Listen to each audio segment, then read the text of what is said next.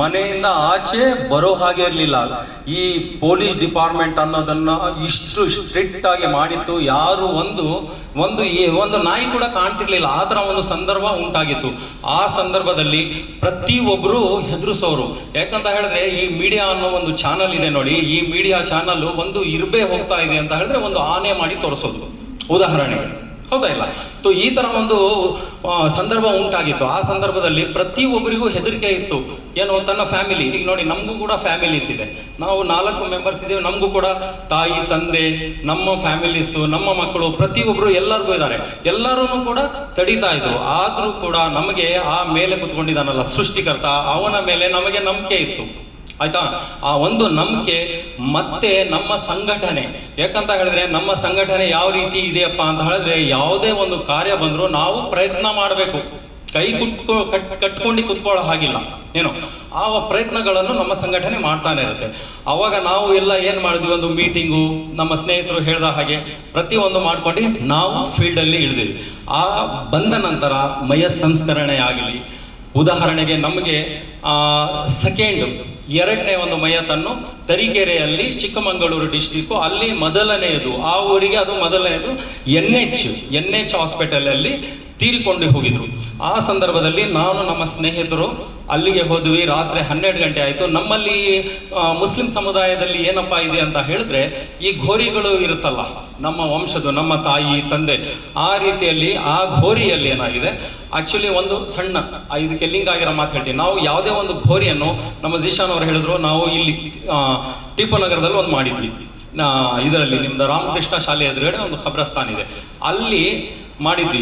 ಅದರ ನಂತರ ಎರಡನೇದು ಅಲ್ಲಿ ಮಾಡಿದ್ವಿ. ಅಲ್ಲಿ ಮಾಡಿದ್ರೆ ಏನಾಯ್ತು, ಇಲ್ಲಿ ಮಾಡುವಾಗ ನಾವು ಕಾಂಪೌಂಡ್ ಎಂಡಲ್ಲಿ 10 ಅಡಿ ಒಳಗಡೆ ಹಾಳ ತೆಗೆದಿದ್ವಿ, JCPಯಲ್ಲಿ ತೆಗೆದು. ಯಾಕಂದ್ರೆ ಯಾರಿಗೂ ತೊಂದರೆ ಆಗ್ಬಾರ್ದು. ಯಾಕಂದ್ರೆ ಪ್ರತಿಯೊಬ್ಬರು ಹೇಳ್ತಾ ಇದ್ರು, ಯಾರು ಗಲ್ಲಿಗಳಲ್ಲಿ ಎಲ್ಲೆಲ್ಲಿ ಮನೆ ಪಕ್ಕದಲ್ಲಿ ಇದೆಯೋ ಅವರು ಯಾರು ಮಾಡ್ಲಿಕ್ಕೆ ಅಲ್ಲಿ ಕೊಡ್ತಿರ್ಲಿಲ್ಲ, ಮಣ್ಣು ಮಾಡ್ಲಿಕ್ಕೆ ಕೊಡ್ತಿರ್ಲಿಲ್ಲ. ಹಾಗಾಗಿ ಅದು ಊರು ಆಚೆ ಇತ್ತು. ಮತ್ತೆ ಇನ್ನೊಂದೇನಪ್ಪ ಅಂದ್ರೆ ಕಾಂಪೌಂಡ್ ಸೈಡಲ್ಲಿ JCPಯನ್ನು ತಗೊಂಡೋಗಿ 10 ರಿಂದ 12 ಅಡಿ ಡೀಪು, ಅದರಿಂದ ಯಾವುದೇ ಒಂದು ಏನು ಹಾರಾಡಬಾರ್ದು. ಈ ರೀತಿಯಲ್ಲಿ ಸಾಮಾನ್ಯವಾಗಿ ನಾವು ಉಳುವಾಗ 6 ಅಡಿ ಉಳ್ತೇವೆ, ಮಣ್ಣನ್ನು ಅಗೆದು ಉಳ್ತೇವೆ. ಈ ಕೋವಿಡ್ ನ ಸಂದರ್ಭದಲ್ಲಿ 14 ಅಡಿಗಳನ್ನು ನಾವು ಮಣ್ಣನ್ನು ತೆಗೆದು ಹೂಳಿದೆವು. ಮತ್ತೆ ಅದೇ ರೀತಿ ನಮಗೆ ಒಂದು ತರೀಕೆರೆದು ಕೂಡ ಚಿಕ್ಕಮಗಳೂರು ಡಿಸ್ಟಿಕ್ ಎಂದು ನಮಗೆ ಹೋಗ್ಲಿಕ್ಕೆ ಅಲ್ಲಿಂದ ಕರೆ ಬಂದ ನಂತರ ಏನಾಯ್ತು, ಅಲ್ಲಿ ಹೋಗಿ ನೋಡಿದ್ರೆ ನಮಗೆ ಗೊತ್ತಿರಲಿಲ್ಲ ಅವ್ರು ಯಾವ ರೀತಿಯಲ್ಲಿ ಯಾವ ಸಿಸ್ಟಮ್ ಅಲ್ಲಿ ಆ ಘೋರಿಯನ್ನು ತೆಗ್ದಿದಾರಂತ. ಅಲ್ಲಿ ಹೋದ ನಂತರ ಏನಾಯ್ತು ಅಂತ ಹೇಳಿದ್ರೆ, ಅದು ಬಹಳ ದೊಡ್ಡದಿದೆ, ಅದು ಖಬ್ರಸ್ತಾನ್ ಮಶಾಣ ಏನಿದೆ ಬಹಳ ದೊಡ್ಡದಿದೆ ಕೋಡಿ ಕ್ಯಾಂಪಲ್ಲಿ. ಅದು ಹೋಗಿ ನೋಡಿದ್ರೆ ಸೆಂಟ್ರಲ್ಲಿ ತೆಗೆದು ಕುತ್ಕೊಂಡ್ಬಿಟ್ಟಿದ್ದಾರೆ. ಆಕ್ಚುಲಿ ಇದಕ್ಕೆಲ್ಲ ಏನಿದೆ, ಸೈಡಲ್ಲಿ ಕಾಂಪೌಂಡ್ ಅಲ್ಲಿ ಹೇಗೆ ಈಸಿ ಆಗುತ್ತೆ, 4 ಮಂದಿ ತಗೊಂಡು ಹೋಗ್ಬೇಕು, ಆ ಘೋರಿಯನ್ನು ಮಣ್ಣು ಮಾಡಿ ಬರಬೇಕು, ಈ ರೀತಿ ಪ್ಲಾನಿಂಗ್ ಇತ್ತು. ಆದ್ರೆ ಅವ್ರು ಏನ್ ಮಾಡಿದ್ರು, ಮಧ್ಯದಲ್ಲಿ ಘೋರಿಯನ್ನು ತೆಗೆದು ಕುತ್ಕೊಂಡ್ಬಿಟ್ರು.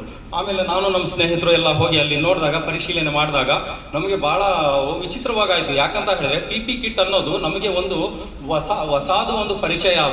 ಅದು ಹಾಕಿದ್ರೆ ಉಸಿರು ಹೇಗೆ ಕಟ್ಟುತ್ತೆ ಅಂತ ಹೇಳಿದ್ರೆ, ತಾವುಗಳು ಬಹುಶಃ ಯಾರಿಗ ಹಾಕಿದ್ರೆ ಅದ್ರ ಬಗ್ಗೆ ಬಹುಶಃ ಗೊತ್ತಿದೆ.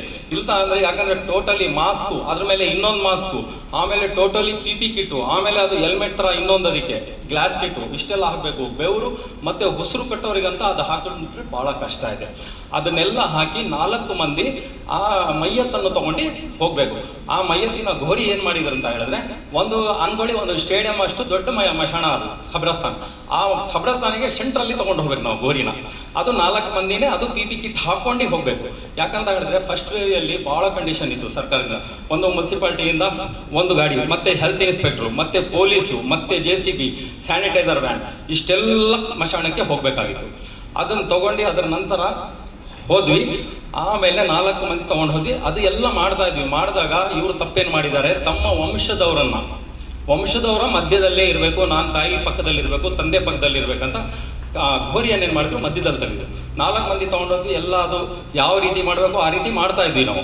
ಮಾಡುವಾಗ ಏನಾಯ್ತು, ಖಬರ್ ಪಕ್ಕದಲ್ಲಿ ಇತ್ತಲ್ಲ, ಅದು ಲೂಸ್ ಇರುತ್ತದು ಆ್ಯಕ್ಚುಲಿ. ಅದೇನಾಯ್ತು, ತಕ್ಷಣ ಬಿದ್ದು ಬಿಡ್ತಂತ. ಅದರಲ್ಲಿ ಇಳಿದಿದ್ದು ನನಗೆ ಹೆಚ್ಚು ಕಡಿಮೆ ಇಲ್ಲಿವರೆಗೂ ಮಣ್ಣಲ್ಲಿ ಹೋಗ್ಬಿಟ್ಟಿದ್ದೆ. ಸರ್ಕೊಂಡು ಬಿಡ್ತು ಅದು ಗೋರಿ. ಸರ್ಕೊಂಡಿದ್ದ ತಕ್ಷಣ ಇಲ್ಲಿವರೆಗೂ ಅದೇ ಟೋಟಲಿ ಆಯಿತು. ಆಮೇಲೆ ಮಣ್ಣೆಲ್ಲ ಸರಿಸಿ ಆ ಮೈಯತ್ತ ಜೊತೆಯಲ್ಲಿ ನನಗೆ ತೆಗೀಲಾಯ್ತು. ಏನು, ಆ ದೇವರು ದೊಡ್ಡವನು, ಆ ಸೃಷ್ಟಿಕರ್ತ ದೊಡ್ಡವನು, ನಾನು ಸೇಫ್ ಆದೆ. ಇದು ಯಾಕಪ್ಪ ಹೇಳ್ತಾ ಇದ್ದೀನಿ ಅಂತ ಹೇಳಿದ್ರೆ, ಫಸ್ಟ್ ನಮ್ಮ ಸೇಫು. ನಮಗೆ ಪ್ರತಿಯೊಂದರಲ್ಲೂ ಹೇಳೋದು ಡಾಕ್ಟರ್ ಆಗಲಿ ನಮ್ಮ ಸೀನಿಯರ್ಸ್ ಆಗಲಿ ಫಸ್ಟು ನಮ್ಮ ಸುರಕ್ಷತೆ, ಆಮೇಲೆ ಬೇರೆಯವರ ಸುರಕ್ಷತೆ ಏನೋ ಇದನ್ನೆಲ್ಲ ಮಾಡ್ಕೊಂಡು ನಾವು ಮಾಡಬೇಕಾಯ್ತು. ಆ ಸಂದರ್ಭದಲ್ಲಿ ಇಲ್ಲಿವರೆಗೂ ಹೋಗಿದೆ. ದೇವ್ರ ದಯದಿಂದ ಬಹಳಷ್ಟು ಜನಕ್ಕೆ ಅದನ್ನು ಇನ್ಫೆಕ್ಷನ್ ಕೂಡ ಆಯಿತು, ಎಲ್ಲ ಆಯಿತು. ನಾನು ಸೇಫ್ ಆಗೇ ಇದ್ದೇನೆ. ನಾನು ನಿಮ್ಮ ಮುಂದೆ ಈಗಲೂ ಕೂಡ ನಿಂತಿದ್ದೇನೆ. ನನಗೆ ಏನು ಅಂಥದ್ದು ದೊಡ್ಡದಾಗಲಿಲ್ಲ. ಓಕೆ.